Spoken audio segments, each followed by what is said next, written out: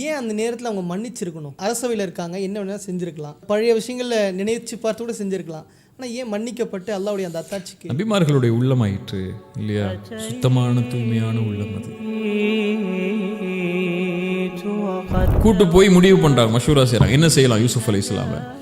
அப்போ அந்த அதில் கூட சில சகோதரர்கள் சொன்னாங்க, குத்துலு கொன்றுங்க அவங்க. சில சகோதரர்கள் நல்லவங்க சொன்னாங்க, அதில் அவித்ரஹூஹு, அல்லது நீங்கள் ஒரு கிணத்துல தூக்கி வீசிடுவோம்.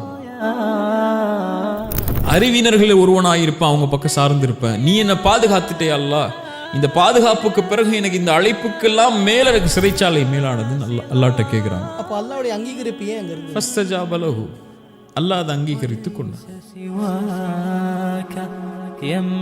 யா ரசூலல்லாஹ், குனிந்தால் நம்மளை பார்த்து நம்மளுடைய காரியத்தை முடிச்சிருவாங்க. இருள் சூழ்ந்துருச்சு யா ரசூலல்லாஹ், இனிமேல் உங்க வாழ்க்கை குறித்து நான் கவலைப்படுறேன் ரசூலுல்லாஹ்.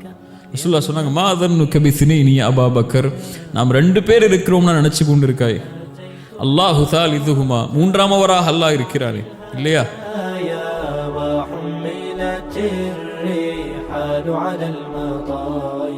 அஸ்ஸலாமு அலைக்கும் வரஹ்மத்துல்லாஹி வபரகாத்துஹு. பிஸ்மில்லாஹிர் ரஹ்மானிர் ரஹீம். அல்ஹம்துலில்லாஹி ரப்பில் ஆலமீன். வஸ்ஸலாத்து வஸ்ஸலாமு அலா சய்யிதினா முஹம்மதின் வ அலா ஆலிஹி வ ஸஹ்பிஹி அஜ்மஈன். அம்மா பஅத். கண்ணியத்திற்குரிய அல்லாஹ்வின் அடியார்களே, கடந்த எபிசோடில் யங்ஸ்டர்ஸ் ஃபேஸ் பண்ணக்கூடிய ப்ராப்ளம்ஸை பற்றியும் குர்ஆன் சுன்னா எந்த அளவுக்கு நமக்கு சொல்யூஷனாக இருக்குது அப்படின்றத பற்றியும் பார்த்தோம். அந்த வரிசையில் இந்த பாட்காஸ்ட்டில் சூரத்துல் யூசுஃபை பற்றியான ஒரு டீட்டெயிலான கான்வர்சேஷன் நம்ம பார்க்க போகிறோம். அதற்கு ஷேக் அப்துல் பாசித் புகாரி அவர்களோடு இந்த பாட்காஸ்ட்டில் இணைவோம். அஸ்ஸலாமு அலைக்கும் வரஹ்மத்துல்லாஹி வபரகாத்துஹு. வலைக்கும் அஸ்ஸலாம் வரஹ்மத்துல்லாஹி வபரகாத்துஹு. கைஃபுல் ஹால் யா ஹபீப்? அல்ஹம்துலில்லாஹ், நல்லா இருக்கேன். எப்படி இருக்கீங்க? நல்லா இருக்கேன் ஹபீப். ஹபீப், இப்போ லாஸ்ட் கான்வர்சேஷனுடைய கண்டினியூவேஷனாக நம்ம இதை பார்க்குறோம். நிறைய விஷயங்கள் நம்ம பார்த்தோம். குர்ஆனும் சுன்னாவும் எந்த அளவுக்கு நமக்கு ஒரு ஊன்றுதலாக இருக்குது அப்படின்றத பார்த்தோம். குர்ஆனில் சூரத்துல் யூசுஃப் அப்படின்றது முக்கியத்துவப்படுத்தப்படுது. ஏன்னா பல நபிமார்களுடைய இடத்துல நபி வரலாறு சொன்னாலும் சூரத்துல் யூசுஃப் மட்டும் நபி ஸல்லல்லாஹு அலைஹி வஸல்லம் அவர்களுக்கு ஏன், எப்போது, குறிப்பாக எதற்காக இறக்கப்பட்டுச்சு? பிஸ்மில்லாஹிர் ரஹ்மானிர் ரஹீம். சூரா யூசுஃபை பொறுத்த வரைக்கும் அல்லாஹ் குர்ஆனில் நபிமார்களுடைய வரலாற்றிலிருந்து வித்தியாசப்படுத்தி முழுமையான ஒரு நபியுடைய வரலாற்றை அல்லாஹ் ஒரே சூறால அல்லாஹ் இறக்குன ஒரு சூறால சூரா யூசுஃப் முக்கியமானது. ரசூலுல்லாஹி ஸல்லல்லாஹு அலைஹி வஸல்லமுக்கு சூரா யூசுஃப் எதற்காக முழுமையாக இறக்கப்பட்டுச்சுன்னா, அல்லாஹ்வுடைய தூதர் ஸல்லல்லாஹு அலைஹி வஸல்லமுடைய வாழ்க்கையும் நபி யூசுஃபுடைய வாழ்க்கையும் ஒத்து பார்த்தீங்கன்னா ஒரே மாதிரி இருக்கும். அவங்க அனுபவித்த சோதனைகளும் இவங்க ரசூலுல்லாஹி ஸல்லல்லாஹு அலைஹி வஸல்லம் அனுபவித்த சோதனைகளும் ஓரளவு ஒத்து போகும்.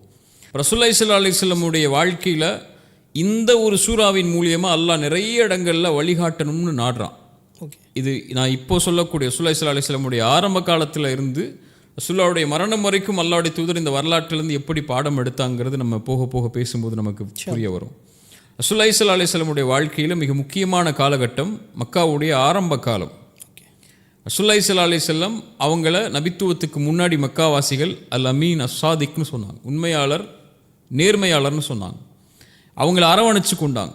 தங்களுக்கு வரக்கூடிய பிரச்சனைகளில் கூட தீர்ப்பு சொல்கிறதுக்கு நபித்துவத்துக்கு முன்னாடி இருந்த முஹம்மது ஸல்லல்லாஹு அலைஹி வஸல்லம் காபாவுடைய கல்லை எடுத்து வைக்கிறதுக்கு குறைஷிகள் அல்லாஹ்வுடைய தூதரை தான் தேர்ந்தெடுத்தாங்க. வரக்கா இப்னு நௌஃபல்கிட்ட போய் அல்லாஹ்வுடைய தூதர் நபித்துவத்தை எடுத்து வைக்கும்போது, நபித்துவத்தை பற்றி அவங்க செவிமெடுக்கும் போது வரக்கா இப்னு நௌஃபல் சொன்ன ஒரு வார்த்தையை ரசூலுல்லாஹி ஸல்லல்லாஹு அலைஹி வஸல்லம் நம்பலை. வரக்கா இப்னு நௌஃபல் சொன்னாங்க, எந்த சமூகம் உங்களை அரவணைக்குதோ அதே சமூகம் உங்களை விரட்டும்னாங்க. அது ரசூலுல்லாஹி ஸல்லல்லாஹு அலைஹி வஸல்லம் ஏற்றுக்கொள்ள முடியல. எப்படி என் மக்கள், என் மக்காவாசிகள், என் குறைஷிகள், என் குடும்பத்தார்கள் எப்படி என்னை விரட்டுவாங்கன்னு நினச்சாங்க. அல்லாஹ்வுடைய தூதர் நபித்துவத்தை எடுத்து வைக்க ஆரம்பித்த உடனேயே அபூலஹப் என்ன சொன்னா, நபியே நீ நாசமாவீராக, முஹம்மதே நாசமாவீராக, அல்லாஹ் வசனம் இறக்கணும், தப்பத் யதா அபி லஹபி வதப். அபூலஹபுடைய அந்த வார்த்தைக்கு அப்புறம் ரசூலுல்லாஹி ஸல்லல்லாஹு அலைஹி வஸல்லம் அவங்க அதை ஏற்றுக்கொள்ள முடியல. அவங்களால தன் குடும்பத்தார் தன்னை சபிக்கிறாங்க.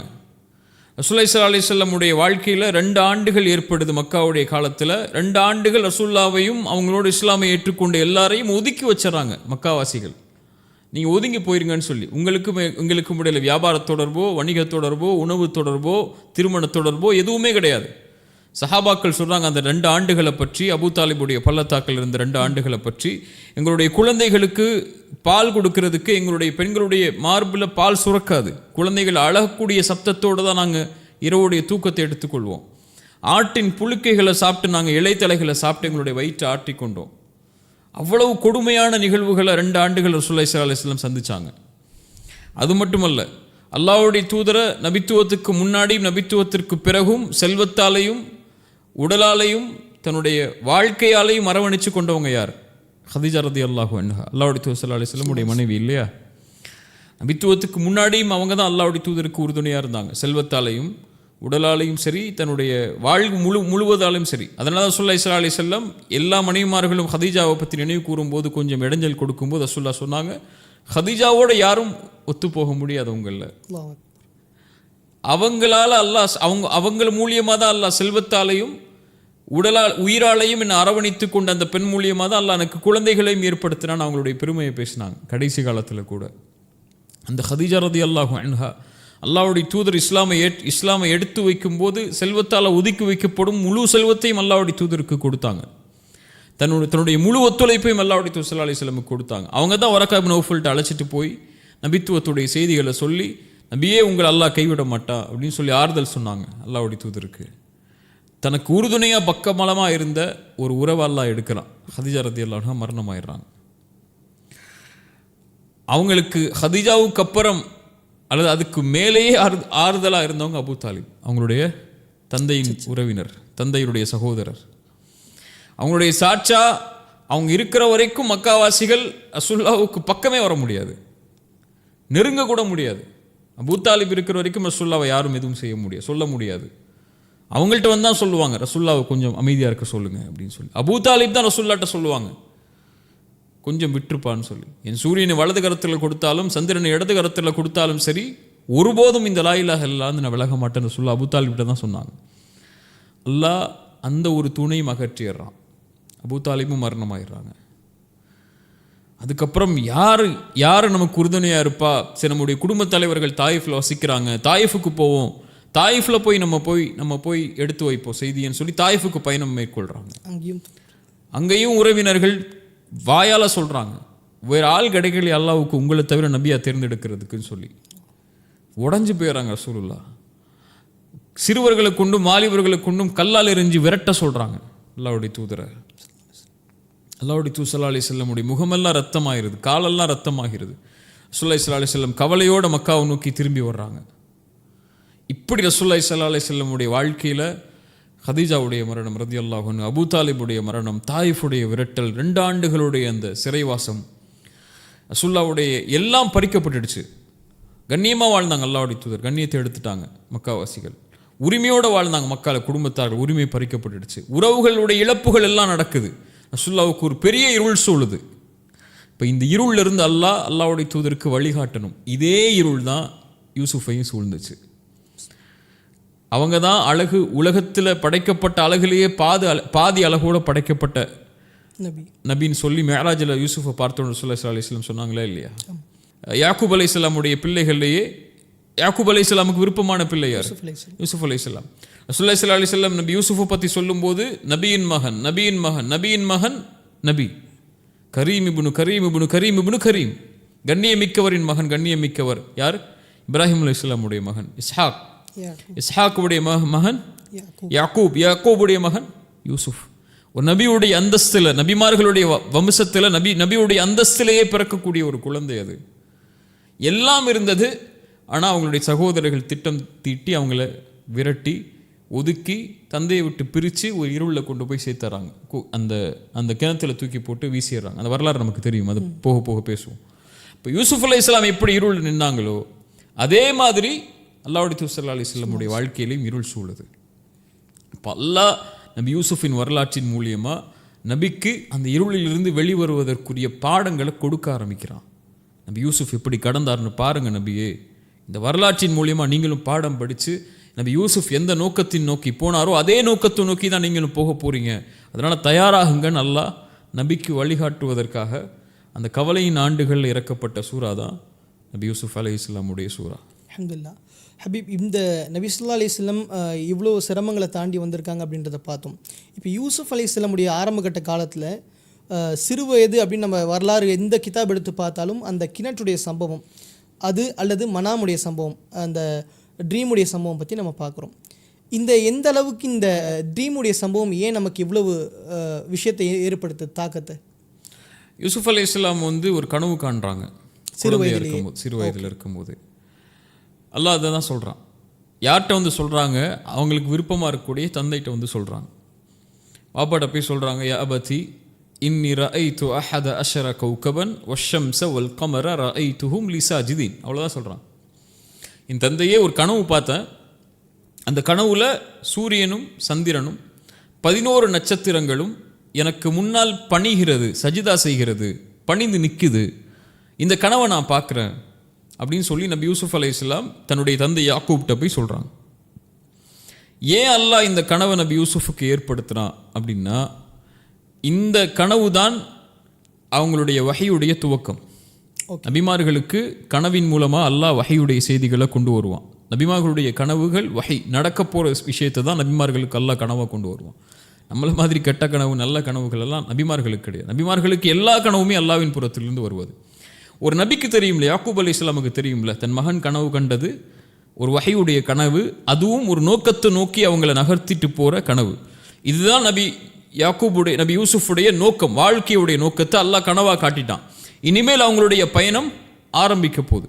அதனால தான் கனவு கண்ட உடனேயே நபி யாக்கூப் அலைஹிஸ்ஸலாம் சொன்னாங்க, இந்த கனவை உன்னுடைய சகோதரர்கள்ட்ட நீங்கள் சொல்லாதீங்க, இப்படித்தான் அல்லாஹ் உன்னை சோதிக்க போகிறான், அல்லாஹ் உன்னுடைய அருளை முழுமையாக்குவான், நீ உன்னுடைய பாதையை தொடருன்னு சொல்லி தன்னுடைய மகனுக்கு இந்த கனவின் மூலமாக வழிகாட்டுறாங்க.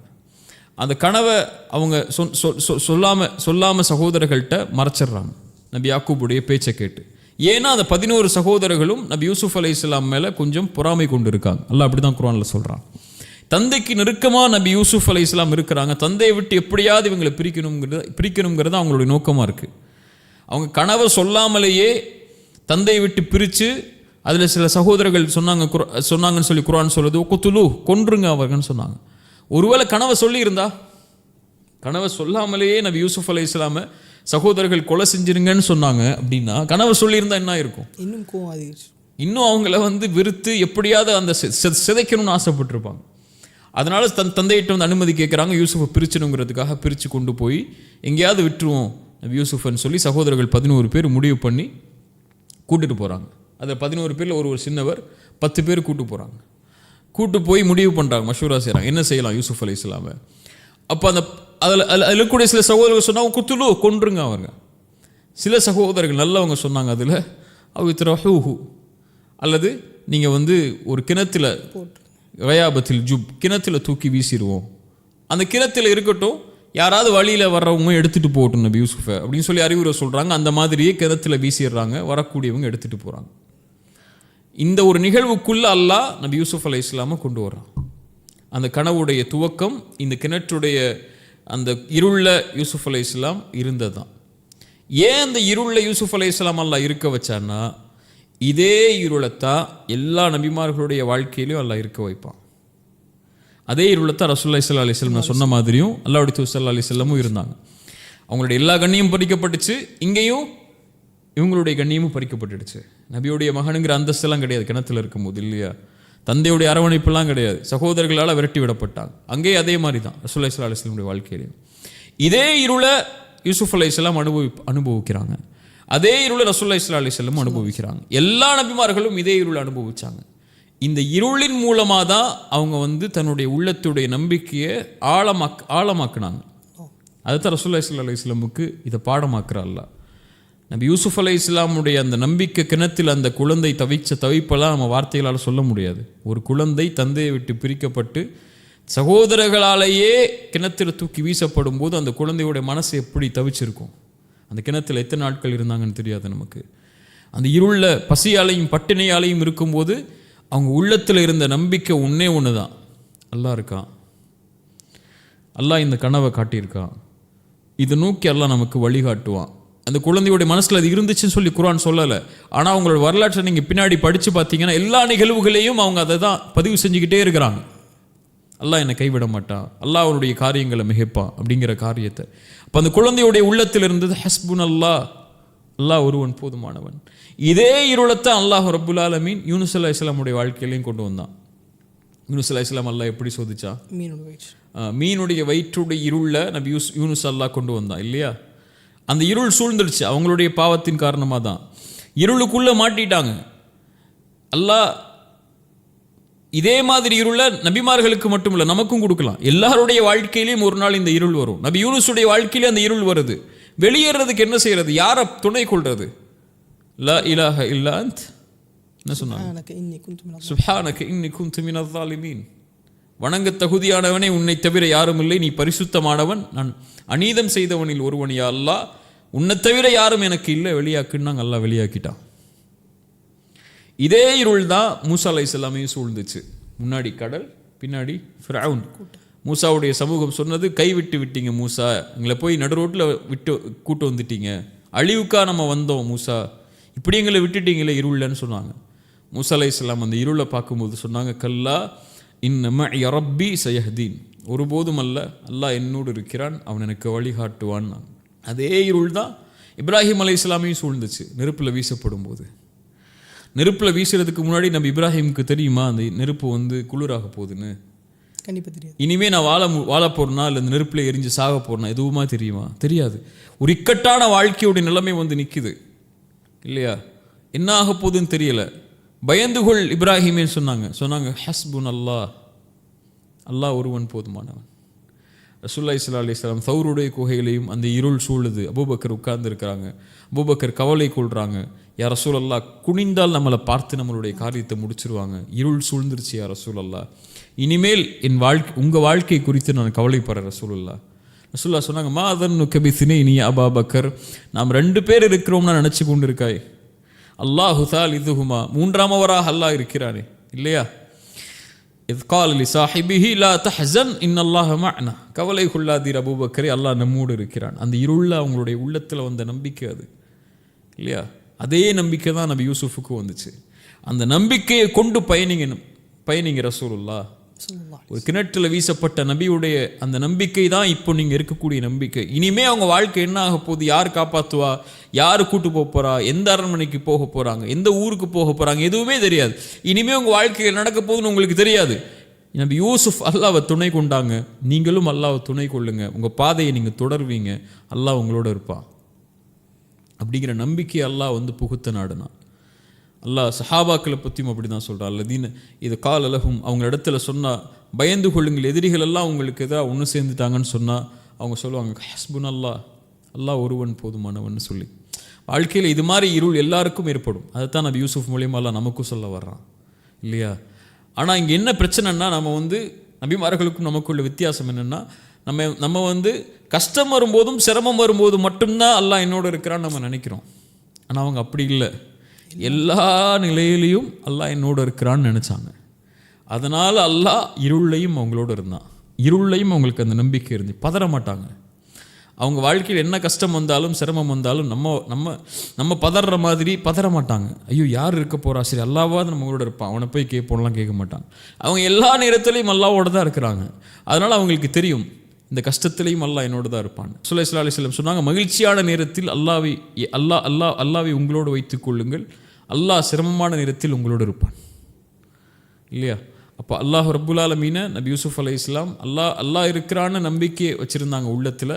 அல்லாஹ் அந்த கிணற்றிலிருந்து வெளியே வரக்கூடிய வழிகளை அதுக்கு பிறகு ஏற்படுத்தினான். அந்த நம்பிக்கை தான் அல்லாஹ்வுடைய தூதருக்கு அல்லாஹ் கொடுக்க நாடுனா. அது மூலியமாக அங்கேருந்து இப்போ நம்ம இவ்வளவு இருள்களை பார்த்தோம், இவ்வளவு நெருக்கடியான சூழ்நிலையிலையும் நாம் என்ன பாடத்தை அங்கேருந்து கற்றுக்க முடியும்? ஹஸ்புன் அல்லாஹ்,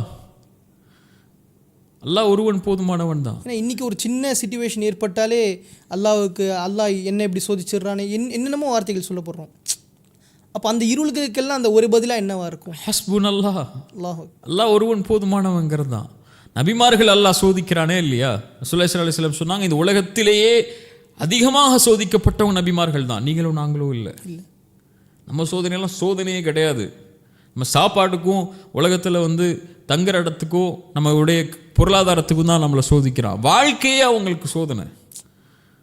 ஒரு நாட்டை விட்டும் ஊரை விட்டும் குடும்பத்தை விட்டும் பிரிக்கப்பட்டு ஒரு நபி அல்லாஹ் சோதிக்கிறான் இல்லையா? அல்லாஹ்வுக்கு விருப்பமானவங்க இந்த உலகத்திலே நபிமார்கள் ரசூல்மார்கள் இல்லையா? ஸல்லல்லாஹு அலைஹி வஸல்லம் சொன்னாங்க, அதனால் அல்லாஹ் இந்த உலகத்திலே அதிகமாக சோதிக்கப்பட்டவங்க நபிமார்கள். ரசூல் அதோடு சேர்த்து சொன்னாங்க, யாரை அல்லாஹ் நேசிக்கிறானோ அவர்களே அல்லாஹ் சோதிப்பான். அவ்வளோதான். இப்போ அந்த சோதனையில் அவங்க எடுத்துக்கொண்ட ஒரே பதில், கல்லா இன்ன மஇய ரப்பி சயஹ்தீன். எப்படி அல்லாஹ் என்னை விடுவான்? இங்கே கொண்டு வந்து நிறுத்தி அவன் யார்? அல்லாஹ். அந்த கனவை அல்லாஹ் காட்டிட்டான் எனக்கு, அதை நோக்கி நான் போக போகிறேன்.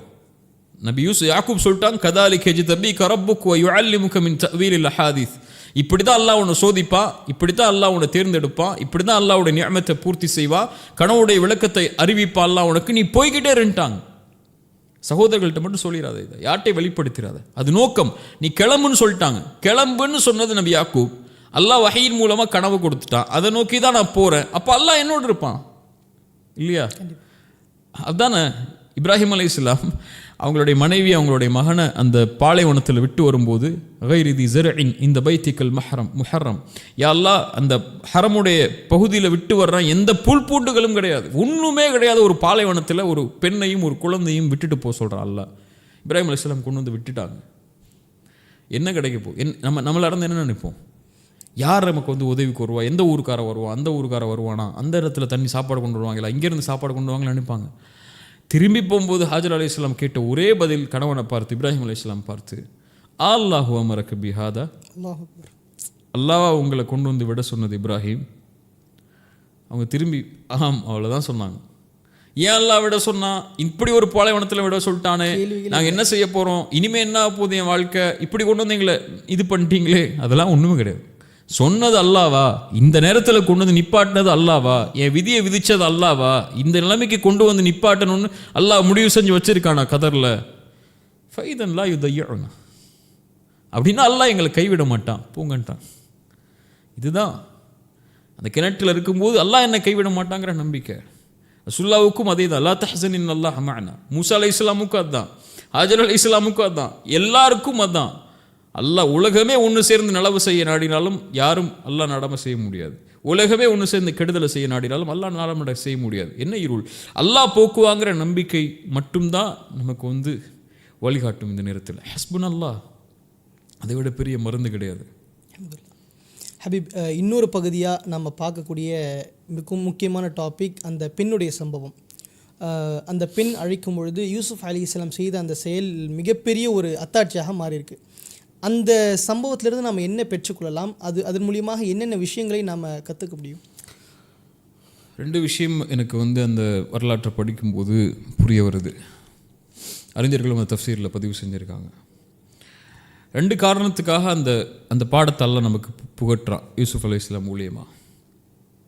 ஒன்று, முதலாவது அதுதான், யூசுப் அலைஹிஸ்ஸலாமுக்கு அல்லாஹ் நோக்கத்தை நிர்ணயிச்சிட்டான். 11 நட்சத்திரங்கள், ஒரு சூரியன் சந்திரன் உங்களுக்கு முன்னாடி பணிந்து நிற்கும் ஒரு நாள், அது வர்ற வரைக்கும் போய்கிட்டே இருங்க.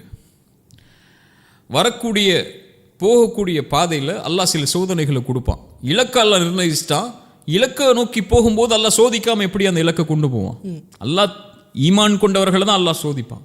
யார் அல்லாஹ்வுக்கு உண்மையாக இருக்கா, யார் பொய்யர்களாக இருக்கா அல்லாஹ்வுக்கு தெரியும். இருந்தாலும் அல்லாஹ் சோதிச்சால நிரூபிக்க நாடுவான்.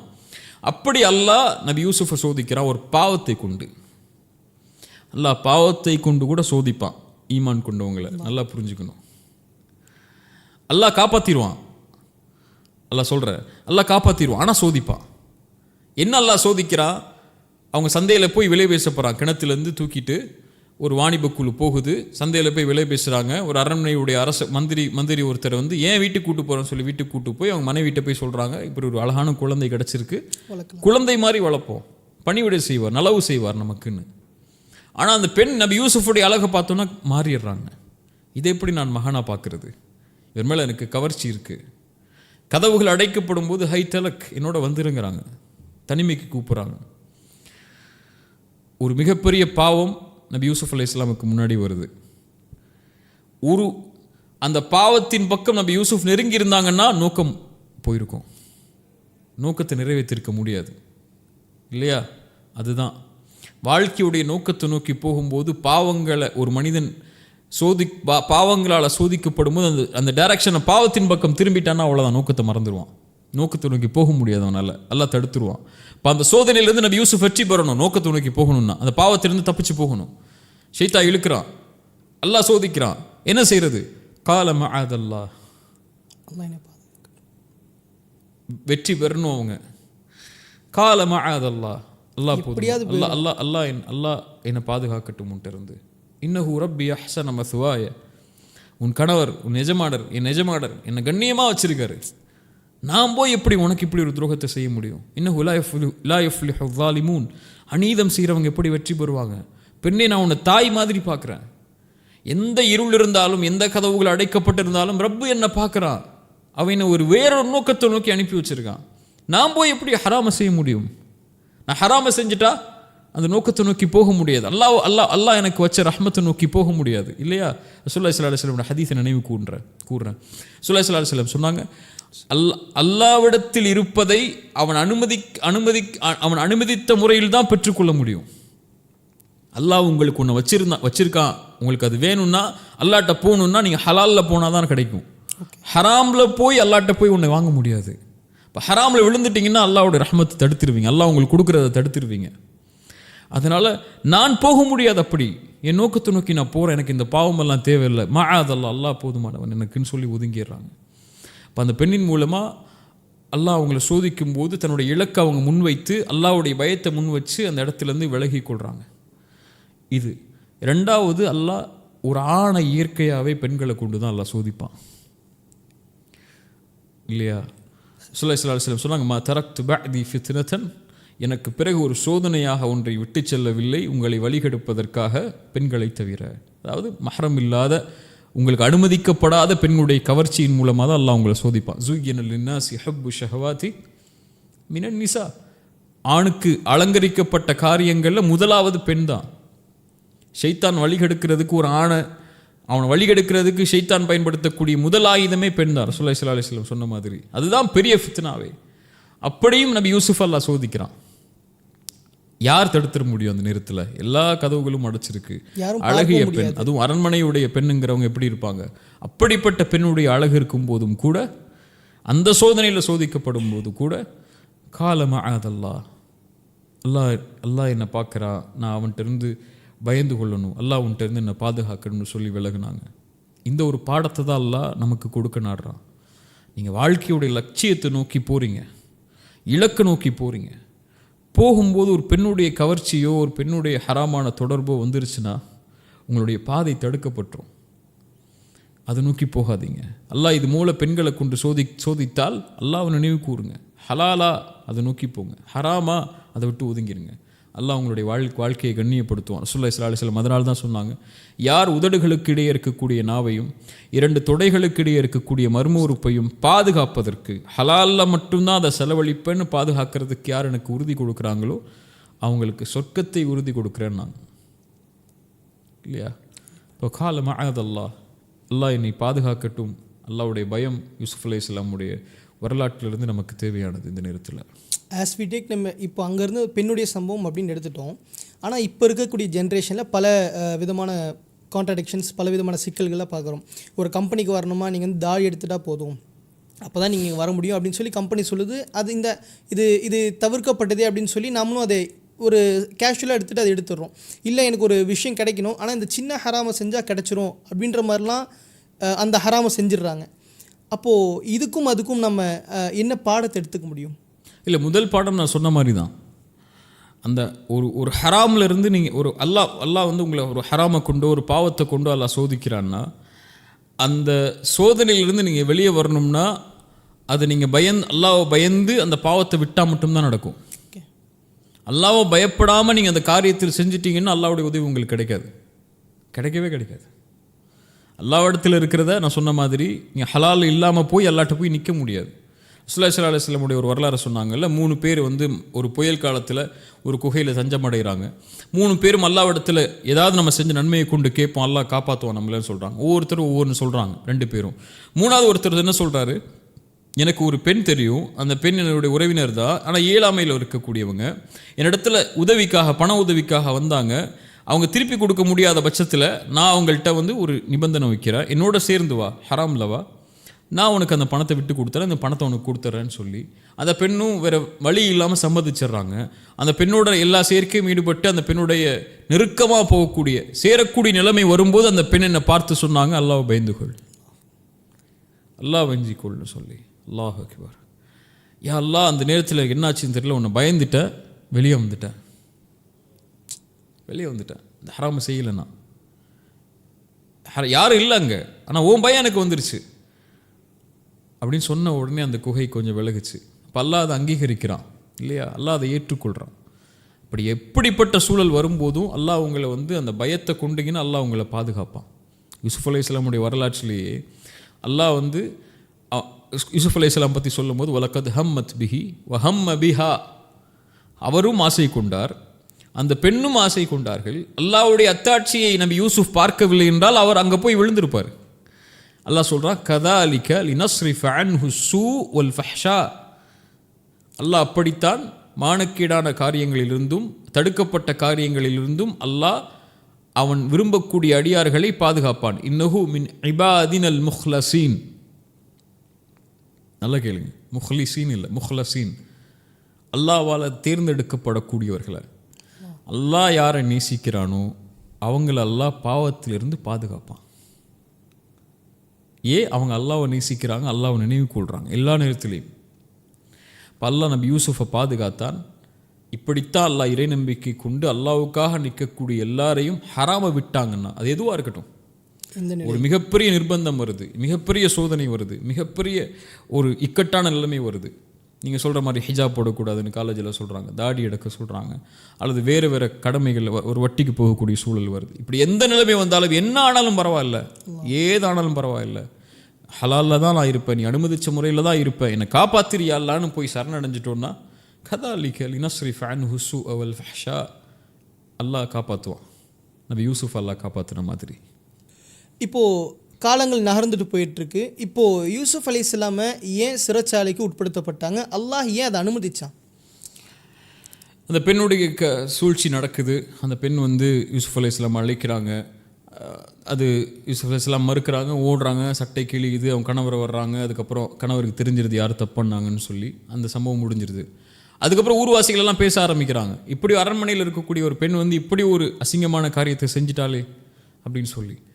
அப்போ அந்த பெண்ணுக்கு ஒரு குற்ற உணர்ச்சி இருக்குது, நான் ஏன் செஞ்சேங்கிறது எல்லாரும் பாருங்க அப்படின்னு சொல்லி அந்த ஊரில் இருக்கக்கூடிய எல்லா பெண்களையும் அழைக்கிறாங்க. அங்கே ஒரு சோதனை அழைச்சு அந்த பெண்கள் கையில் ஒரு பழத்தையும் ஒரு கத்தியும் கொடுத்து நபி யூசுஃபை வெளியே வர சொல்கிறாங்க. நபி யூசுஃப் வெளியே வர்றாங்க. அந்த பெண்கள் நபி யூசுஃபை பார்த்த உடனே அந்த அழகுடைய மயக்கத்தில் கையை பழத்தை இருக்கிறதுக்கு பதிலாக கையை அறுத்துறாங்க. இவர் மலக்கு, இவர் மனிதரே கிடையாதுங்கிறாங்க. அப்போ தான் புரியுது, இந்த அழகு தான் நான் அந்த பெண்ணை கவர்ச்சிக்கு உள்ளாக்குச்சு. இப்போ இந்த அழகுனால தான் நபி யூசுஃபுடைய அழகில் மயங்கி தான் அந்த பெண் போனாங்கன்னு சொல்லி அந்த பெண் மேலே இரக்கம் கொண்டு நபி யூசுஃபை நிர்பந்திக்கிறாங்க. அந்த நேரத்திலையும் இப்போ அந்த நபி யூசுஃபை எச்சரிக்கிறாங்க, அந்த பெண்மணி நீ ஒன்று என்னோட வந்துரு, நான் உன்னோட இணைந்தே ஆகணும், இல்லையா சிறைச்சாலை கொண்டு போய் போட்டுருவேன். இப்போ 2 தேர்ந்தெடுப்பை அல்லாஹ் வைக்கிறான். இது எல்லாருக்கும் அல்லாஹ் வாழ்க்கையில் கொண்டு வருவான். ஒரு விஷயத்தை கொடுக்கறதுக்கு உன் உலகம் வேணுமா, ஹராமில் தான் போய் ஆக வேண்டிய சூழல் வேணும், இல்லை அல்லாஹ் தான் வேணுமா, சோதிக்கப்படக்கூடிய நிர்பந்தம் வரும். யூசுஃப் அலைஹிஸ்ஸலாம் அல்லாஹ் அழைக்கிறாங்க. குர்ஆனில் சொல்கிறார், ரப்பி அஸ்ஸிஜ்னு அஹப்பு இலைய மிம்மா யதுஊனனி இலை. யா அல்லாஹ், இந்த எல்லாரும் எதுஊனனினா ஜம, எல்லாரும் சேர்ந்து என்ன அழைக்கிறாங்க உன்னுடைய கட்டளைக்கு மாறு செய்யறதுக்கு. ஆனால் இதை விட எனக்கு சிறைச்சாலை மேலானது. யா அல்லாஹ், அப்பவும் முன் வைக்கிறாங்க பாருங்க, யா அல்லாஹ் நீ என்ன பாதுகாக்கலைன்னா இந்த நேரத்தில் நான் ஏதோ என் சக்தியால் நான் வர்றேன், அல்லாஹ் சிறைச்சாலை கொடுன்னு கேட்கல, நீ என்ன பாதுகாக்கலைன்னா என் நஃப்ஸை இந்த பாவத்திலிருந்து அஸ்பு இலைஹின் அக்கும் மினல் ஜாஹிலீன், அறிவினர்களில் ஒருவனாயிருப்பேன், அவங்க பக்கம் சார்ந்திருப்பேன், நீ என்ன பாதுகாத்துட்டே அல்லாஹ், இந்த பாதுகாப்புக்கு பிறகு எனக்கு இந்த அழைப்புக்கெல்லாம் மேலே எனக்கு சிறைச்சாலை மேலானதுன்னு அல்லாஹ்ட்ட கேட்குறாங்க. அல்லாஹ் என்ன சொல்கிறா? அப்போ அல்லாஹ்வுடைய அங்கீகரிப்பு ஏன் அங்கே இருந்தது? ஃபஸ்தஜாப லஹு, அல்லாஹ் அதை அங்கீகரித்து கொண்டான். வாழ்க்கையில் அல்லாஹ் ஒரு இடத்தை நோக்கி உங்களை நகர்த்திட்டு போகணும்னா சில பாடங்கள்லாம் அல்லாஹ் கொடுத்து தான் ஆவான்.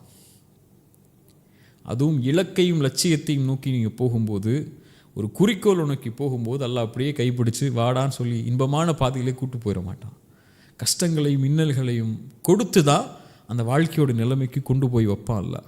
அப்போ தான் அதனுடைய அருமை புரியும், அருள் புரியும். இன்றைக்கி என்ன, ஒரு சின்ன வாழ்க்கை ஏதாவது ஒரு விஷயத்தை நோக்கி போகும்போது ஒரு சின்ன இடைஞ்சல் வந்தாலே ஒடிஞ்சு உட்கார்ந்துடுறான் மனுஷன், என்னால் அடைய முடியலையேன்னு சொல்லி. அப்படி இருக்காது வாழ்க்கை. வாழ்க்கைங்கிறது படிக்கட்டு இல்லை, எக்ஸலேட்டர் இல்லை, ஏறி போனால் அப்படியே போகிறதுக்கு. அது படி ஏறி தான் ஆகணும். ஒவ்வொரு படியும் ஏற ஏற ஒவ்வொரு கஷ்டங்களும் சிரமங்களும் வந்துட்டு தான் இருக்கும். அதை தாண்டினா தான் அவங்களுடைய வாழ்க்கையில் லட்சியத்தை அடைய முடியும். அதனால் நபி யூசுஃப் அல்லாஹ் சோதிக்க நாடி சிறைச்சாலைக்கு அனுமதிக்கிறான். கேட்டல்ல நபி யூசுஃப், இதோ சிறைச்சாலை இருக்குது வாங்குங்கிறான். அஸ்ஜுனு ஹப்பு இலைய மிம்ம யதுஊனி, உனக்கு சிறைச்சாலை தான் விருப்பம்னா ஏதோ சிறைச்சாலையை கொடுத்துறேன்னு சொல்கிறான். அது ஒரு காரணம். இன்னொன்று, அந்த சிறைச்சாலைக்கு போகாமல் நபி யூசுஃபால் அவங்களுடைய லட்சியத்தை அடைய முடியாது. அதுதான் அடுத்தடுத்த வரலாறு நமக்கு எடுத்து சொல்லுது. யூசுஃப் அலைஹிஸ்ஸலாம் சிறைச்சாலையில் இருக்கும் பொழுது ஒரு நபருக்கு கனவு மறக்கடிக்கப்படுது. அதனுடைய காரணம் என்னவா இருக்கும்? யூசுஃப் அலைஹிஸ்ஸலாம் அந்த சிறைச்சாலைக்கு போனதுக்கப்புறம் அவங்க 2 பேர் அணுகி கனவுடைய விளக்கத்தை கேட்குறாங்க. நான் ஒரு கனவு கண்டேன்னு சொல்லி ஒருத்தர் சொல்கிறாரு, இன்னொருத்தர் கனவு கண்டேன்னு ஒருத்தர் சொல்கிறாரு. 2 பேருடைய கனவுக்கு விளக்கம் கொடுக்குறாங்க. அது வரலாறு. அந்த விளக்கம் கொடுத்ததுக்கப்புறம் அவங்கள்ட்ட சொல்கிறாங்க, நீங்கள் வெளியே யார் தப்பிச்சு போவாங்களோ ஒருத்தர் செத்து போயிடுறான்னு சொல்லிடுறாங்க. யூசுஃப் அலைஹிஸ், நீ இறந்து போயிடுவ, ஒருத்தர் தப்பிச்சு போய் அரண்மனைக்கு வேலை செய்வீங்க. நீ வேலையை யார் செய்வாங்கன்னு தெரிஞ்சதோ அவங்கள்ட்ட சொன்னாங்க, உன்னுடைய அரசருக்கு அதை நினைவுபடுத்துன்னு சொல்கிறாங்க. அவர் வெளியே போயிடுறாரு. ஆனால் குர்ஆன் சொல்லுது ஷைத்தான் அதை மறக்கடிச்சிட்டான்னு சொல்லி. அல்லாஹ்வுடைய நாட்டம் தான், சோதனை தான் அது. ஷைத்தான் மறக்கடிச்சாலும் ஏன் அந்த கனவை ஏன் அந்த விளக்கத்தை மறக்கடிச்சு நபி யூசுஃப் அலைஹிஸ்ஸலாம் சிறைச்சாலையிலேருந்து வெளியே போகாமல் இன்னும் பல ஆண்டுகள் சிறைச்சாலையில் இருக்கிறதுக்கு அல்லாஹ் காரணமாக்குனான்னா, அரசருக்கு ஒரு கனவு வரணும். ஓகே, அந்த கனவு வர்ற வரைக்கும் நபி யூசுஃப் சிறைச்சாலையில் தான் இருந்தாகணும். அரசருக்கு என்ன கனவு வரணும்? ஒரு கனவு காண்கிறார், மாடுகளை பற்றிய கனவு. அதோடைய விளக்கம் என்ன? 7 ஆண்டுகள் இந்த நாட்டில் செழிப்பாக இருக்க போகுது, அதுக்கப்புறம் 7 ஆண்டுகள் வறுமை வரப்போகுது. அப்போ இந்த 7 ஆண்டுகள் வறுமை வர்றதுக்கு முன்னாடி செழிப்பாக இருக்கக்கூடிய நேரத்தில் உங்களுக்கு தேவையானது போல் மீதியை பாதுகாத்து வச்சு வறுமை வரக்கூடிய நேரத்தில் செலவழிங்கன்னு சொல்லி.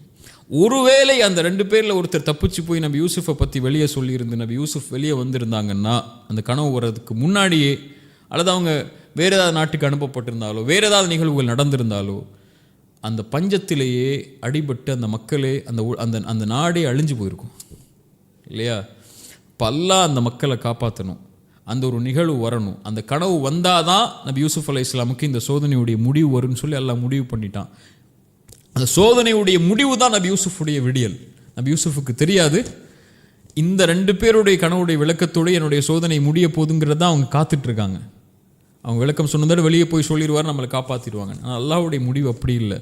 இன்னும் உனக்கு காலம் இருக்குது யூசுஃப், நீ வெளியே போகக்கூடிய நேரம் உன்னை கண்ணியப்படுத்தக்கூடிய நேரமாக இருக்கும், அந்த மக்களை காப்பாற்றக்கூடிய நேரமாக இருக்கும். இதுதான் நமக்கு வாழ்க்கையிலையும் ஒரு மிகப்பெரிய படிப்பினை இல்லையா? நம்ம கஷ்டம் வரும்போது, சிரமம் வரும்போது ஏதோ அல்லாஹ்வை பயந்து கொள்ளக்கூடியவங்க பொறுமையாக இருக்கிறாங்க. ஆனால் ஏன் இந்த கஷ்டம் எனக்கு நீங்களே, ஏன் எனக்கு 20 வயசுலேயே அல்லாஹ் எனக்கு இதை கொடுக்கல, அவன்லாம் நல்லா இருக்கானே, இவன்லாம் நல்லா இருக்கானே. இப்போ என்னுடைய வாழ்க்கைக்கு எது சரியான நேரத்தில் சரியான இடத்துல கொடுக்கணும்னு ரப்புக்கு தெரியும் இல்லையா? அந்த ரப்பு சரியான நேரத்தில் சரியான இடத்துல சரியான சூழ்நிலை வரும்போது இந்த சோதனையை நீக்கி உனக்கு அல்லாஹ் அதை தருவான். நபி யூசுஃப் எப்படி பொறுமையாக இருந்தாங்களோ அது மாதிரி நீனும் பொறுமையாக இருந்தால் அந்த நேரம் வரும்போது அல்லாஹ் அதை கொடுத்து உன்னை அந்த சோதனையிலேருந்து வெளியாக்கி அல்லாஹ் அழைச்சிட்டு போவான். அந்த ஒரு அடிப்படைக்காகத்தான் அந்த கனவை மறக்கடித்து அந்த அரசருடைய கனவு வர்ற வரைக்கும் அதுக்கு விளக்கம் சொல்லி அந்த அரசருடைய அதுக்கப்புறம் அரசவையில் அமரக்கூடிய யூசுஃபா அல்லாவை ஆக்கிற வரைக்கும் அல்லாஹ் நபி யூசுஃப் அல்லாஹ் சோதிச்சான். அரசவையில் உட்கார்ந்த யூசுஃப் அலைஹிஸ்ஸலாம் என்னென்ன விஷயங்களை கையாண்டாங்க? அவங்க குடும்ப சூழ்நிலைகளை சந்திக்க வேண்டிய ஒரு சூழ்நிலை ஏற்படும் பொழுது அங்கே என்ன நமக்கு பாடம் உணர்த்தப்படுது? நபி யூசுஃப் அலைஹிஸ்ஸலாம் அல்லாஹ் சிறைச்சாலையிலேருந்து வெளியே கூட்டு வரும்போதே கம்பீரமான ஒரு தோற்றத்தில் தான் அவங்க வரணும்னு நினச்சாங்க. அழைக்கும் போது வெளியே வாங்கன்னு கூப்பிடும்போது இல்லை, அந்த பெண்ணை ஒத்துக்க சொல்லுங்கன்னாங்க. நான் என் கண்ணியத்தை எடுத்துட்டீங்கல்ல, நான் அதில் உறுதியாக இருக்கணும், என் கண்ணியத்தை திருப்பி கொடுங்க எல்லா மக்களுக்கு முன்னாடியும். அந்த பெண் நான் தான் குழம்பிட்டேன், அவர் உண்மையாளர் தான், அவர் உண்மையான சாதிக்கு தான் அப்படின்னு அந்த பெண் சொன்னாங்க. அதுக்கப்புறம் தான் நபி யூசுஃப் சிறையிலேருந்து வெளியே வந்தாங்க. வெளியே வந்த உடனே அந்த நிர்வாக பொறுப்பை கேட்குறாங்க. அந்த அரசரும் கொடுத்துட்றாரு, நீ பார்த்துக்கோ இதுன்னு சொல்லி. ஏன்? அந்த நிர்வாக பொறுப்பில் இருக்கும்போது தான் அவங்களுடைய சகோதரர்கள் வருவாங்க அவங்கள நோக்கி. அப்போ தான் அந்த அவங்களுடைய 11 பேரும், அந்த 10 பேர் வருவாங்க. அதுக்கப்புறம் 11 புன்யாமீன் அழைச்சிட்டு வருவாங்க. 11 பேர் யூசுஃப் அலைஹிஸ்ஸலாம் முன்னாடி நிற்கணும். அந்த நிர்வாகத்தில் அவங்க கொடுக்கல் அந்த உணவை கொடுக்கணும், மறுபடியும் உணவை எடுக்கிறதுக்கு அவங்க வருவாங்க.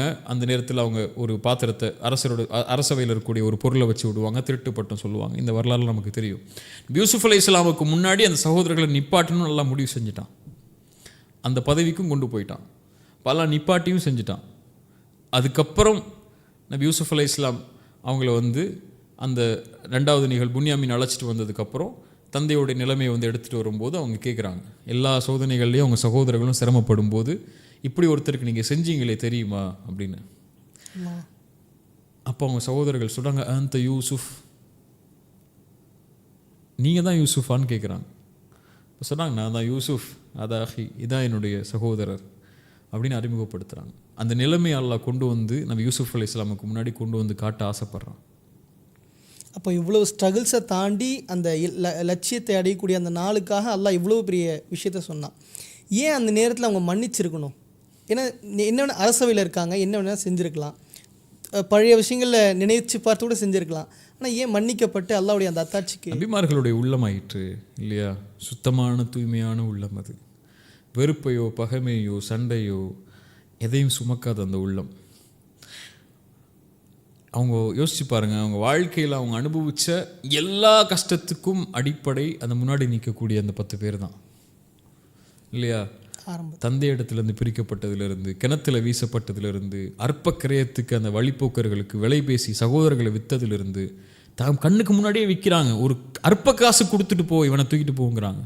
ஒரு சந்தையில் போய் விலை பேசப்படுறாங்க. ஒரு நபி நபி யூசுஃப்னு சொல்கிற நபி, அவங்க நபியை போய் அல்லாஹ் கிணத்துல வைக்கிறான், நபியை போய் சந்தையில் விலை பேச வைக்கிறான், நபியை அல்லாஹ் வந்து ஒரு பெண்ணுக்கு முன்னாடி சோதிக்கிறான், சிறைச்சாலையில் அல்லாஹ் வாட்டுறான். இந்த எல்லா காரணத்துக்கும் அடிப்படை அவங்க சகோதரர்கள் தான்.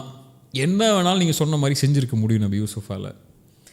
ஆனால் ஒரு முஃமின், அல்லாஹ்வை நம்பிக்கை கொள்ளக்கூடியவன், இந்த சோதனைகளெல்லாம் அல்லாஹ்வின் புறத்திலிருந்து தான் வருது, இவங்கெல்லாம் மனிதர்கள் தான், நம்மளை மாதிரி பலகீனமானவர்கள் தான், என்ன செய்ய முடியும், ஷைத்தான் அவங்கள வழி கெடுத்துட்டான் அப்படின்னு நினைக்கக்கூடிய அந்த நபி, உள்ளம் சுத்தமாக இருக்கக்கூடிய அந்த நபி சொன்னாங்க, லா தஸ்ரீப அலைக்குமுல் யௌம், உங்கள் மேலே இன்னைக்கு பழி தீர்க்கப்படாது, யக்ஃபிருல்லாஹு லக்கும், உங்கள் எல்லாரையும் அல்லாஹ் மன்னிச்சிடட்டும். நான் முன்னாடி சொன்னேன், ரசூலுல்லாஹி ஸல்லல்லாஹு அலைஹி வஸல்லமுடைய வாழ்க்கையில் என்ன அல்லாஹ் இது மூலியமாக படிப்பினை கொடுக்க நாடுறான்னு சொல்லி இதே வார்த்தையை ரசூலுல்லாஹ் கடைசி நேரத்தில் சொன்னாங்க.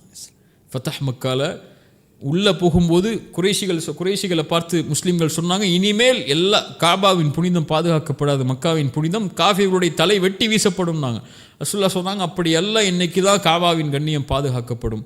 யார் ஹம்சாவை கொன்னாங்களோ, யார் பிலால், யார் வந்து அவங்களுடைய தோழர்களான தல்ஹாவை கொன்னாங்களோ, யார் வந்து சஹாபாக்களுடைய இழப்புக்கு காரணமானாங்களோ, முஸ்அபுடைய இழப்புக்கு காரணமானாங்களோ, யார் வந்து அத்துணை ஆண்டுகள் 23 ஆண்டுகளுடைய வாழ்க்கையும் இரத்தத்தாலையும் சோகத்தாலையும் பிரிவுகளாலையும் இழப்புகளாலையும் கழிக்க வச்சாங்களோ, அந்த மக்கள் எல்லாம் ஒன்று சேர்ந்து ரசூலுல்லாஹ்வுக்கு முன்னாடி நிற்கிறாங்க கை கட்டி. ரசூலுல்லாஹ் என்ன வேணாலும் செஞ்சுருக்கலாம், நபி யூசுஃப்க்கு இருந்த பதவி மாதிரி அலைஹிஸ்ஸலாம். ரசூலுல்லாஹி ஸல்லல்லாஹு அலைஹி வஸல்லம் சொன்னாங்க, நீங்கள் என்ன நினைக்கிறீங்க என்னை பற்றி, நீங்கள் கண்ணியமானவர் யார் ரசூலுல்லாஹ்னு சொல்கிறாங்க. இப்போ ரசூலுல்லாஹ் சொன்னாங்க, என் சகோதரன் யூசுஃப் எதை சொன்னாரோ அதையே நானும் சொல்கிறேன். எதுக்கு ரசூலுல்லாஹ்க்கு அந்த சூரா இருக்கணும்னு தெரியுதா? இதுக்கு தான், என் சகோதரர் யூசுஃப் சொன்ன வார்த்தையே சொல்கிறேன், லா தஸ்ரீப அலைக்குமுல் யௌம் அன்தும் துலகா, நீங்கள் விடுதலை செய்யப்படுகிறீர்கள், இன்றைய தினம் உங்கள் மீது பழி தீர்க்கப்படாதுன்னா ரசூலுல்லாஹி ஸல்லல்லாஹு அலைஹி வஸல்லம். அது சுத்தமான உள்ளம். அங்கே வெறுப்போ பகைமையோ அங்கே எதிர்ப்போ அங்கே நிற்காது. இன்றைக்கி ஒரு சின்ன சின்ன விஷயத்துக்கு நம்ம என்ன விஷயத்துக்கலாம், காசு எடுத்துட்டான், நஷ்டத்தை ஏற்படுத்திட்டான், என்னை பற்றி அப்படி பேசிட்டான், என்னை பற்றி பின்னாடி பேசிட்டான், என் வாழ்க்கையில் அதை செஞ்சுட்டான், என் சொத்தை எடுத்துட்டான், என்னை பற்றி இப்படி பேசுகிறான், என்னையே எடுத்துட்டான். சின்ன சின்ன அற்ப காரியங்களுக்கு போய் இவனை மன்னிக்க மாட்டேன், இவனை நான் ஏற்றுக்க மாட்டேன், இவனோட பேச மாட்டேன், முகம் கொடுத்து எத்தனை ஆனாலும் பரவாயில்ல, இவன் நாசமாக போயிடுவான், அழிஞ்சு போயிடுவான்னு சர்வசாதாரணமாக நம்ம உள்ளங்களில் வெறுப்பையும் பகைமையும் சுமந்துக்கிட்டு தான் இன்றைக்கி பலர் வந்து மூட்டை மூட்டையாக கவலைகளை சுமந்துட்டு இருக்காங்க. அவன் அப்படி இவன் இப்படி இவன் அப்படி அப்படின்னு. ரசூலுல்லாஹ்வுடைய உள்ளத்திலேயோ நபிமார்களுடைய உள்ளத்திலேயோ எந்த வெறுப்பும் எந்த பகைமையும் எந்த துரோகத்துடைய நினைவுகளும் இருக்காது. எல்லாமே நோக்கத்தை நோக்கி வழிகாட்டுறதுக்காக அல்லாஹ் கொடுக்கக்கூடிய சோதனைகள். இவங்க மனிதர்கள், நம்மளை மாதிரி மனிதர்கள். லா தஸ்ரீப அலைக்குமுல் யௌம், பழி தீர்க்கப்படாது, உங்களை மன்னிக்கட்டும் அல்லான்னு சொன்னாங்க. நபி யாக்கூப் அலைஹிஸ்ஸலாமோ அவங்க பிள்ளைங்க போய் அந்த யூசுஃப் அலைஹிஸ்ஸலாமோட நிகழ்வை பார்த்து சட்டையை தூக்கி போடும்போது கேட்குறாங்க, நாங்கள் குற்றவாளிகளாக உணர்ந்துட்டோம், எங்களை மன்னிச்சிருங்க. நபி யாக்கூபும் சொன்னாங்க, எல்லாம் தெரியும் நபி யாக்கூபுக்கு, இவங்க தான் என்னுடைய கவலைக்கும் என்னுடைய கஷ்டத்துக்கும் காரணமானவங்க, நான் உங்களுக்காக அல்லாஹ்ட்ட மன்னிப்பு கேட்குறேன்னாங்க. கவலைப்படாதீங்க பிள்ளைகளேன்னாங்க. எவ்வளோ எவ்வளோ அழகான குணத்தை சுமந்த சமூகம் இது. இன்றைக்கி எவ்வளோ கீழ்த்தரமாக சின்ன சின்ன விஷயங்களுக்கும் பகைமையும் வெறுப்பையும் சண்டையும் முகம் காட்டுதலையும் சலாம் இல்லை. இன்றைக்கி சின்ன சின்ன விஷயங்களுக்கு போய் அடிச்சுக்கிட்டு முஸ்லீம்களாக இருந்துக்கிட்டு வெறுப்பையும் பகைமையும் சுமந்துக்கிட்டு அல்லாஹ் பாதுகாக்கணும். இந்த சுத்தமான உள்ளத்தெல்லாம் நமக்கு தரணும். ஹபீப், இன்னொரு அழகான ஒரு சம்பவத்தை நான் பாயிண்ட் அவுட் பண்ண நினைக்கிறேன். ஆரம்பத்தில் அந்த கனவு சொல்லப்பட்டது நம்பிக்கையான தன்னுடைய தகப்பனார்கிட்ட. அந்த தகப்பனாரை பிரிஞ்சு இவ்வளவு காலம் இருந்துட்டாங்க, அரசாட்சிக்கும் வந்துட்டாங்க. நபி யூசுப் அலைஹிஸ்ஸலாம் அவர்களும் அவருடைய தந்தையும் சந்திக்கிற அந்த காட்சி நமக்கு எதை வலியுறுத்துது? அதுதான் கனவுடைய விளக்கம் இல்லையா?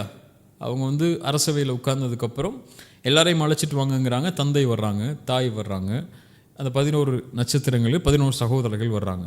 தந்தையை சிம்மாசனத்தில் அமர வச்சுட்டு 11 பேரும் யூசுப் அலைஹிஸ்ஸலாம் முன்னாடி பணிகிறாங்க.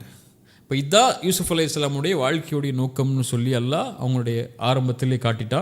நபி யாக்கூபுக்கு இது புரிஞ்சிருச்சு. அதனால் சொன்னாங்க, இப்படி தான் அல்லாஹ் உன்னை சோதிக்க போகிறா, அல்லாஹ் உன்னுடைய நியமத்தை இப்படி தான் அல்லாஹ் முழுமையாக்குவா, அந்த பாதையில் நீ சோதனையில் பயணிச்சுக்கொள், அதனை எடுத்துக்கொள்ளக்கூடிய ஆயுதம் அல்லாஹ் தான், வேறு யாரும் உன்னோட இருக்க மாட்டாங்க, யாரும் உன்னோட இல்லை. நபி யூசுஃபுக்கு தெரியும் யாரும் இல்லை அவங்க வாழ்க்கையில், அவங்களோட எந்த உறவும் அவங்களோட இல்லை, அல்லாஹ் ஒருவன் தான் அவங்களோட இருந்தான்.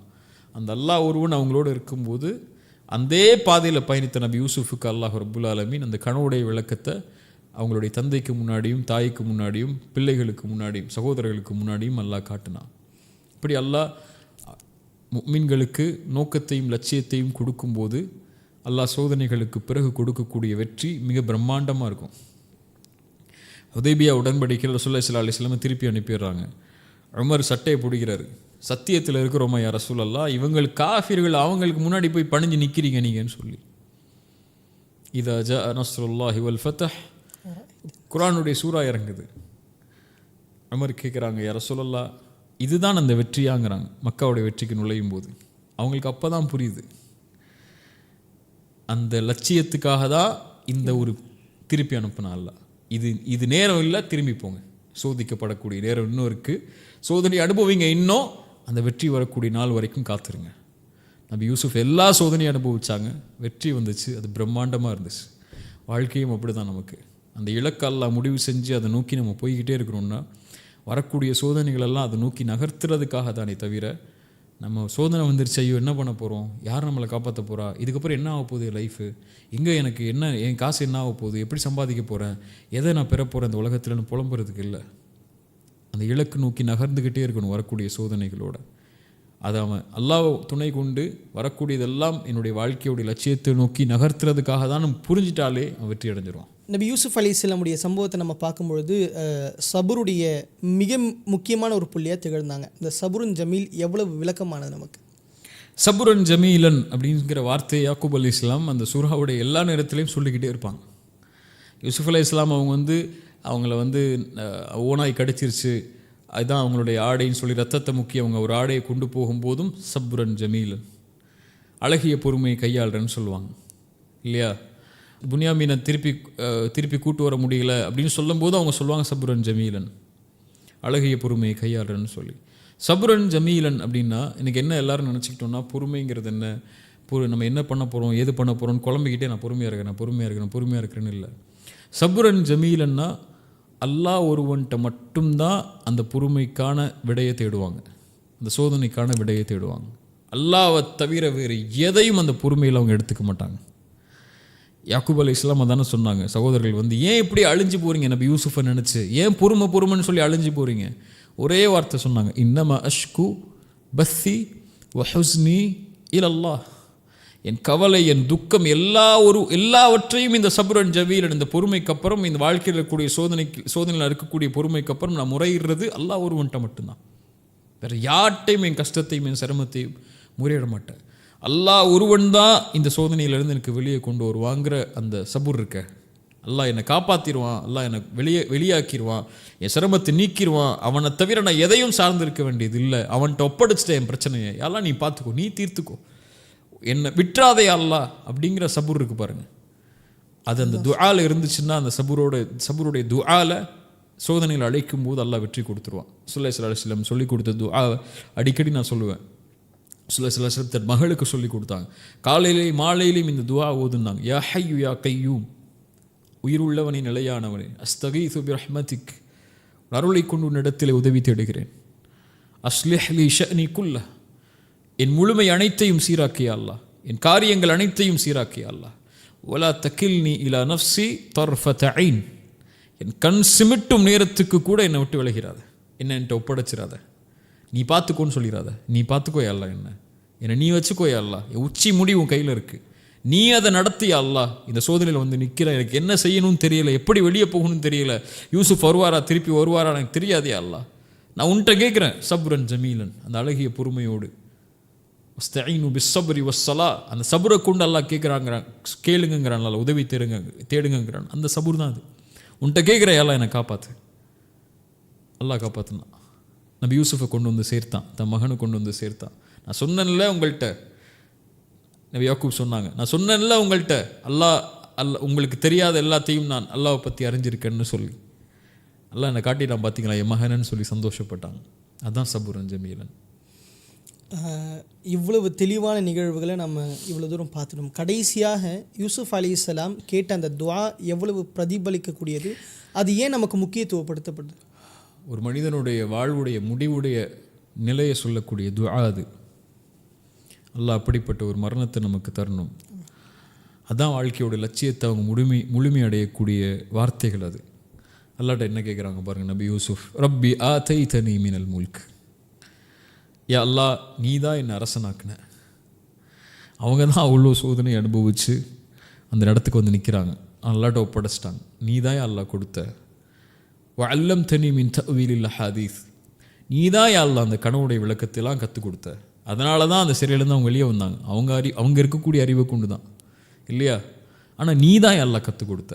இன்றைக்கி 5 பைசா 6 பைசா அல்லது 1 கோடி ரூபா சம்பாதிச்சதுக்கப்புறம் ஏன் திறமையால் சம்பாதிச்சேன், என்னால் நடந்துச்சுன்னு சொல்லக்கூடியவங்க எவ்வளோ பேர் இல்லையா. எனக்கு இருக்கக்கூடிய திறமையில தான் நான் இவ்வளோ தூரத்தில் வந்து நிற்கிறேன்னு சொல்லி. என்ன திறமை? யூசுஃப் சொன்னாங்க, யா அல்லாஹ் நீ தான் எனக்கு அதிகாரத்தை கொடுத்த, நீ தான் கனவுடைய விளக்கத்தை கொண்டு வந்த. ஃபாத்திரஸ் ஸமாவாதி வல் அர்த், வானங்கள் பூமிகளை நிர்வகித்தவன் நீதான். நீ தான் என் வாழ்க்கையில் எல்லாத்தையும் முடிவு பண்ண. கஷ்டம் நஷ்டம், இன்பம் துன்பம், இருள் சந்தோஷம், எப்போ நான் சிரிக்கணும், எப்போ அழணும், எப்போ சோதிக்கப்படணும், எப்போ வெளியே வரணும், எல்லாத்தையும் டிசைட் பண்ணது நீ தான். என் லைஃப்பை டிசைன் பண்ணதே நீ தான். ஃபாத்திரஸ் ஸமாவாதி வல் அர்த் அன்த வலியி ஃபித் துன்யா வல் ஆஹிரா. யா அல்லாஹ் நீ தான் இந்த உலகத்தில் நான் பட்ட எல்லா கஷ்டத்துலையும் என்னோட நண்பனாக இருந்த, என்னை கைவிடலை. நீ டிசைன் பண்ணாலும் என் வாழ்க்கையை சோதிக்கப்படும் போது நீ கைவிடலை, என்னோடு இருந்துட்ட. அந்த வலியி ஃபித் துன்யா வல் ஆஹிரா, மறுமையிலையும் நீ தான் எனக்கு தோழன் நண்பன். ஒன்று கேட்குறேன் அல்லாஹ், இனிமே எனக்கு என்ன இருக்குது, எல்லாத்தையும் பார்த்துட்டேன், முடிய போது என் வாழ்க்கை, நான் நபி தான், இருந்தாலும் பணிந்து கேட்குறேன், தவஃபனி முஸ்லிமன் வல்ஹக்னி பிஸ்ஸாலிஹீன், மரணிக்கும் போது என்னை முஸ்லீமாக மரணிக்க வச்சிரியா அல்லாஹ், நல்ல மனிதர்களோடு கொண்டு போய் சேர்த்துரு. அவ்வளோதான் நான் அவன்கிட்ட கேட்குறது.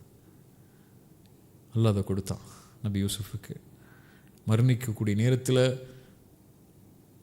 எல்லா காரியங்களையும் முழுமையாக்கி முஸ்லீமாக மரணிக்க வச்சிரியா அல்லாங்கிற துவாவை கேட்டு அல்லாஹ் மரணிக்க வைக்கக்கூடிய காரியம் இருக்குது பாருங்கள். ஸல்லல்லாஹு அலைஹி வஸல்லம் அதான் சொன்னாங்க மரணிக்கக்கூடிய நேரத்தில், லா இலாஹ இல்லல்லாஹ், லா இலாஹ இல்லல்லாஹ், லா இலாஹ இல்லல்லாஹ், இன்னலில் மௌத்தி லசக்கராத் ஃபிர் ரஃபீக்கில் அலா, ஃபிர் ரஃபீக்கில் அலா, உயர்ந்த தோழமையா அல்லான்னாங்க. அல்லாஹ் அவங்களோட உயிரெடுத்தான். அல்ஹக்னி பிஸ்ஸாலிஹீன், நல்ல மனிதர்களுடைய அல்லாஹ் எங்களை ஒன்று சேர்த்துரு. ஹபீப், ரொம்ப தெளிவான ஒரு பெரிய கான்வர்சேஷனை நம்ம பார்த்தோம். யூசுஃப் அலைஹிஸ்ஸலாமுடைய அனைத்து சம்பவங்கள்லேருந்து நம்ம ஒரு விஷயத்தை இன்றைக்கி இருக்கக்கூடிய சூழ்நிலை பின்பற்றணும் அப்படின்னா, what is your last advice for? Yusuf அலைஹிஸ்ஸலாமுடைய வார்த்தை தான் அதுவும். வாழ்க்கையில் வரக்கூடிய எல்லா சோதனைகள்லேருந்தும் அவங்க எப்படி வெளியே வந்தாங்கிற ஒரு மேஜிக்கான ஒரு வேர்டை சொல்கிறாங்க.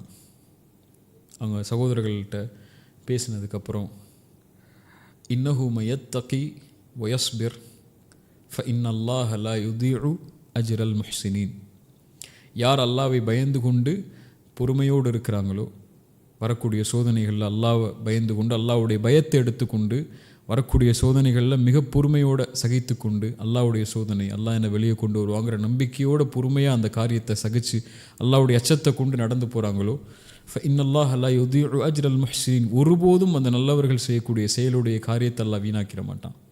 அவங்கள அல்லாஹ் கைவிற்றவே மாட்டான். எல்லா நிலையிலையும் தக்வா, சபூர், எல்லா சோதனைகள்லையும், பிரச்சனைகள்லையும், கஷ்டங்கள்லையும், இன்னல்கள்லையும் அல்லாஹ்வுடைய அச்சமும் பொறுமையும். அல்லாஹ் என்னை கைவிட மாட்டாங்கிற நம்பிக்கையோடு நகர்ந்த அல்லாஹ் எனக்கு இதை கொடுத்துட்டான்னு நபி யூசுப் சொன்னாங்க. அதான் நம்ம பெற வேண்டிய பாடம்னு நினைக்கிறேன். எதையெல்லாம் நாம் பாடங்களாக பெற்றோமோ அதை வாழ்வில் நம்ம பிரதிபலிக்கிறதுக்கு அல்லாஹ் உதவி செய்யட்டும். ஜஸாக்குமுல்லாஹ் கைரன். ஜஸாக்குமுல்லாஹ் கைரன் கத்திரா. இது போல் பல நிறைய விஷயங்களை தெரிஞ்சு கொள்வதற்கு அல்லாஹ் நமக்கு உதவி செய்யட்டும். ஜஸாக்குமுல்லாஹ் கைரன். பாரக்கல்லாஹ் ஃபீக்கும். பாரக்கல்லாஹ் ஃபீக்கும். ஜஸாக்குமுல்லாஹ். அஸ்ஸலாமு அலைக்கும் வலைக்கும் அஸ்ஸலாம் வரஹ்மத்துல்லாஹி வபரகாத்துஹு.